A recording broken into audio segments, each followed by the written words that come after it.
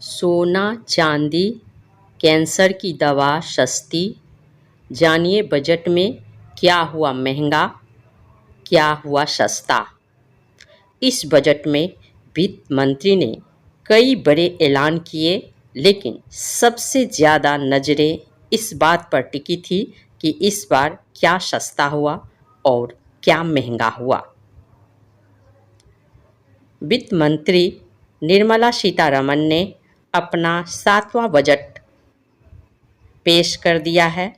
इस बजट से आम आदमी को काफ़ी उम्मीदें हैं। इस बजट में वित्त मंत्री ने कई बड़े ऐलान किए, लेकिन सबसे ज़्यादा नज़रें इस बात पर टिकी थी कि इस बार क्या सस्ता हुआ और क्या महंगा।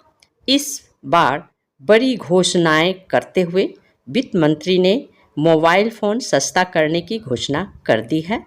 वहीं कैंसर की दवा भी सस्ती कर दी गई। लिथियम आयन बैटरी सस्ती करने की घोषणा की गई है, जिसका मतलब है कि इलेक्ट्रिक व्हीकल भी सस्ते हो सकते हैं। साथ ही इम्पोर्टेंट ज्वेलरी भी सस्ती करने की घोषणा की गई है। यहाँ जानिए क्या हुआ सस्ता और क्या हुआ महंगा। कैंसर के उपचार के लिए 3 और दवाओं पर कस्टम छूट। मोबाइल फ़ोन संबंधित पुर्जे चार्जरों पर सीमा शुल्क घटाया। एक्स-रे ट्यूब पर छूट। मोबाइल फ़ोन चार्जर पर ड्यूटी 15% कम। 25 अहम खनिजों पर ड्यूटी खत्म। फिश फील्ड पर ड्यूटी घटी।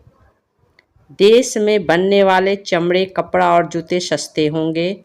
सोना चांदी पर 6% तक ड्यूटी।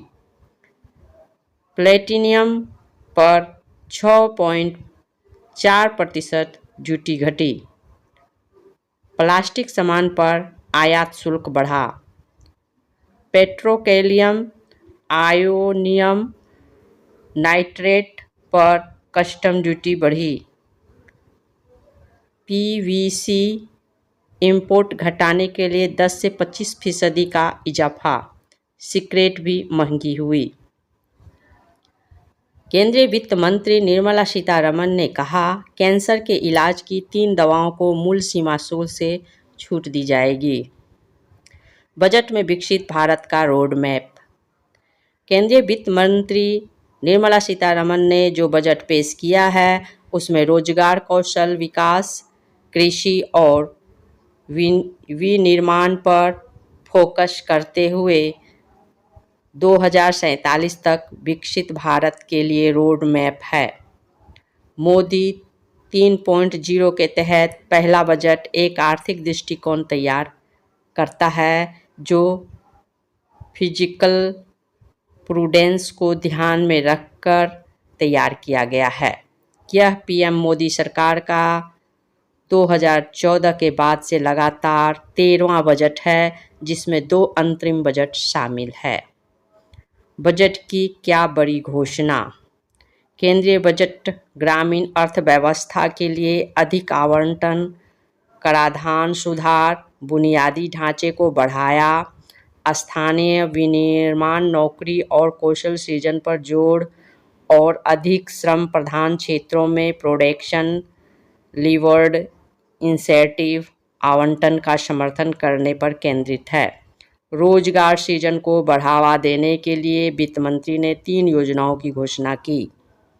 रोजगार सृजन के लिए 3 योजनाएं।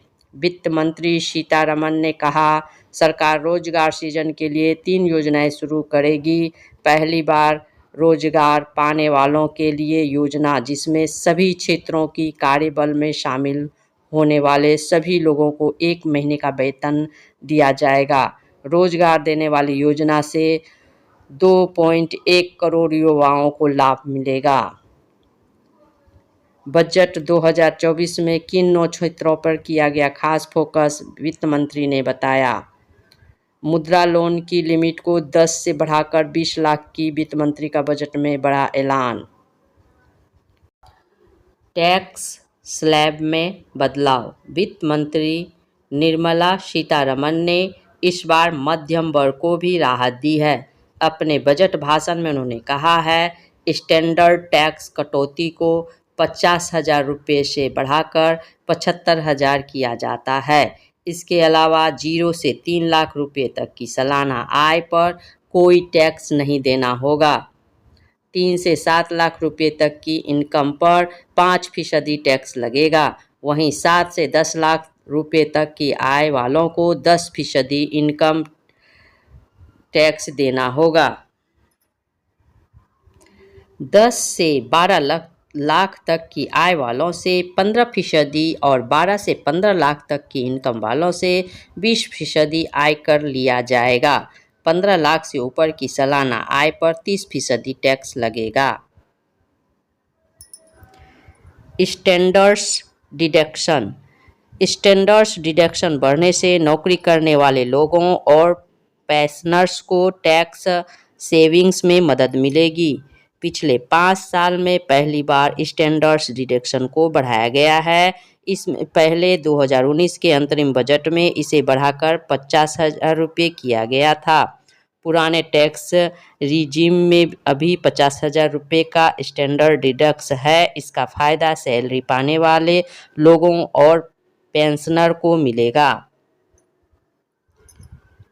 बिहार और आंध्र प्रदेश को तोहफे से लेकर एमएसएमई को सौगात तक।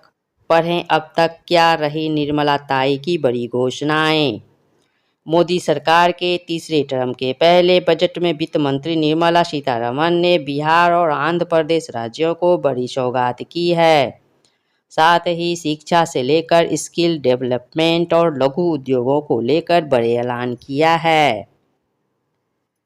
केंद्रीय मंत्री निर्मला सीतारमण ने लोकसभा में पेश किए गए अपने 7वें वित्तीय बजट में कई बड़े ऐलान किए हैं। वित्त मंत्री ने युवाओं को स्किल दिलाने से लेकर विकास परियोजनाओं को लेकर कई बड़ी सौगातें दी है।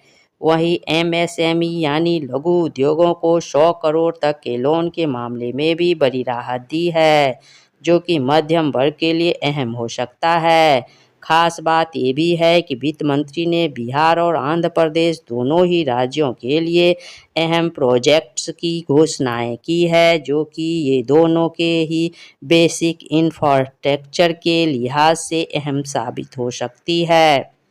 वित्त मंत्री द्वारा पेश किए गए बजट के मुताबिक सरकार ने बजट में आंध्र प्रदेश और बिहार के लिए बड़ा ऐलान किया है।